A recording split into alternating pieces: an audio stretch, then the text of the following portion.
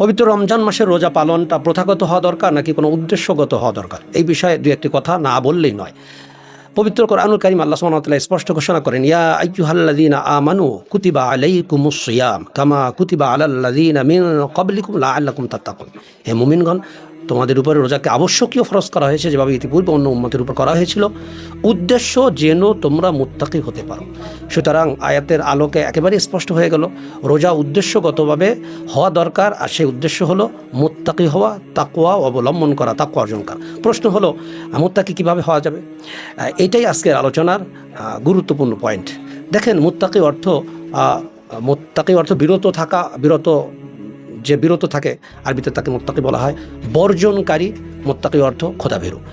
তো এখন প্রশ্ন হলো যে খোদাভীরু কীভাবে হওয়া যাবে? দেখেন, ইসলামের আলোকে খোদাভীরু হওয়ার জন্য মৌলিক দুইটা কাজ আবশ্যকীয়। নাম্বার 1 গুনাহ বর্জন, নাম্বার 2 অতিরিক্ত নেকি অর্জন। তো আশ্চর্যের বিষয় হলো, একটা দেখার বিষয়, রোজার মাসকে আল্লাহ সুবহানাহু ওয়া তাআলা এই দুইটা বিষয় সহজ করে দিয়েছে যাতে করে একটা মানুষ সহজে গুনাহ থেকে বাঁচতে পারে, সহজে নেকি অর্জন করতে পারে। প্রথমে গুনাহ থেকে বাঁচার বিষয়টা যদি বলি, যে রমজান মাসে কীভাবে সহজে গুনাহ থেকে বাঁচা যায়। গুনাহ সাধারণত দুইটা কারণে হয়ে থাকে। নাম্বার 1 শয়তানের প্ররোচনায়, শয়তানের কারণে। নাম্বার 2 প্রবৃত্তি বা নফসে আম্মারার কারণে। এখন শয়তানকে আল্লাহ সুবহানাহু ওয়া তাআলা কীভাবে দমন করেছে রোজার মাসে দেখেন। রাসূলুল্লাহ সাল্লাল্লাহু আলাইহি ওয়াসাল্লাম বলেন, যখন রমজান মাসের চাঁদ ওঠে তাৎক্ষণিকভাবে শয়তান এবং শয়তানের সকল চালাবেলাকে আল্লাহ সুবহানাহু ওয়া তাআলা চেইনবদ্ধ করে জেলখানা আটকায় রাখে। তাহলে কি হলো? রমজান মাসে শয়তানের পক্ষ থেকে গুনার প্ররোচনা, ধোঁকা দেওয়ার আর কোনো সুযোগই থাকলো না। দ্বিতীয়ত নফসে আম্মারা বা প্রবৃত্তি, এটা যেন গুনাহে কাউকে জড়াতে না পারে, এই জন্য আল্লাহ সুবহানাহু ওয়া তাআলা রোজার মাসে রোজাকে ফরজ করেছে। একেবারে সুবে সাদিক থেকে একেবারে সূর্য ডুবে যাওয়া পর্যন্ত খাওয়া যায় না, পান করা যায় না, সহবাস করা যায় না, যৌনতারিতা করা যায় না, মিথ্যা কথা বলা যায় না, গীবত করা যায় না। এই কাজগুলো থেকে লং টাইম, প্রায় 1 মাস, দেখেন এই অভ্যাসের মাধ্যমে কিন্তু প্রবৃত্তি একেবারেই দমন হয়ে যায়। ফলে প্রবৃত্তির মাধ্যমে গুনাহ করানোর সম্ভাবনাও 0 হয়ে যায়। এখন গুনাহ করার দুইটা মাধ্যম বন্ধ করে দিয়ে আল্লাহ সুবহানাহু ওয়া তাআলা বান্দাকে সম্পূর্ণরূপে গুনাহ থেকে বাঁচার সুযোগ করে দিয়েছে। দ্বিতীয়ত নেকি অর্জন। নেকি অর্জনের ব্যাপারে যদি দুইটা বিষয় আমরা তুলে ধরি, রাসূলুল্লাহ সাল্লাল্লাহু আলাইহি ওয়াসাল্লামের মাধ্যমে রমজান মাসে এমন কিছু ইবাদত আল্লাহ সুবহানাহু ওয়া তাআলা আমাদের জন্য, উম্মতের জন্য, রাসূলের উম্মতের জন্য সুন্নাহ করে দিয়েছেন, যেগুলো শুধু নেকির মাধ্যম। যেমন রমজান মাসে রোজা পালনের পাশাপাশি সাহারি করা, ইফতারি করা, তারাবি পড়া, এই প্রত্যেকটার মধ্যে অসংখ্য নেকি সুবহানাল্লাহ। দ্বিতীয়ত প্রত্যেকটা আমল, সেটা ফরজ হোক, সুন্নাহ হোক, ওয়াজিব হোক, প্রত্যেকটা আমলকে আল্লাহ সুবহানাহু ওয়া তাআলা 70 গুণ বেশি করে দেওয়ার মর্মে রাসূলুল্লাহ সাল্লাল্লাহু আলাইহি ওয়াসাল্লামের মাধ্যমে ঘোষণা দিয়েছেন।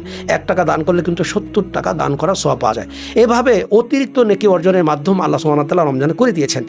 সুতরাং গোটা রমজানকে এমনভাবে ঢেলে সাজিয়েছেন আল্লাহ সুবহানাহু ওয়া তাআলা, একটা মানুষ চাইলেও গুনাহ করতে পারবে না, একটা মানুষ না চাইতে নিজের অজান্তে অসংখ্য নেকি অর্জন করবে। এইভাবে রমজান মাসে গুনাহ থেকে বাঁচার এবং বেশি বেশি নেকি অর্জন করার ব্যবস্থা করার মাধ্যমে আল্লাহ সুবহানাহু ওয়া তাআলা রমজানকে মুত্তাকি হওয়ার এবং তাকওয়া অর্জনের ব্যবস্থা করে দিয়েছে।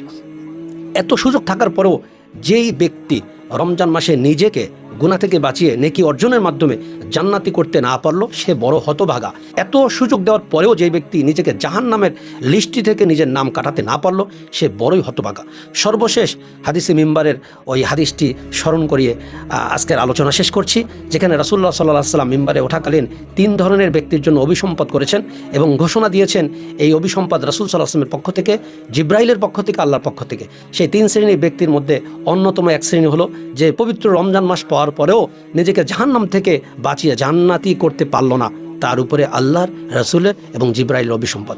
আসুন আমরা নিজেকে জান্নাতি করার চেষ্টা করি, নিজেকে নেক আমল অর্জনের মাধ্যমে, গুনাহ থেকে বাঁচানোর মাধ্যমে সংশোধিত করার চেষ্টা করি। সবাই ভালো থাকবেন। পবিত্র রমজান মাসের শুভেচ্ছা। আল্লাহ হাফেজ। আসসালামু আলাইকুম ওয়া রাহমাতুল্লাহি ওয়া বারাকাতুহু।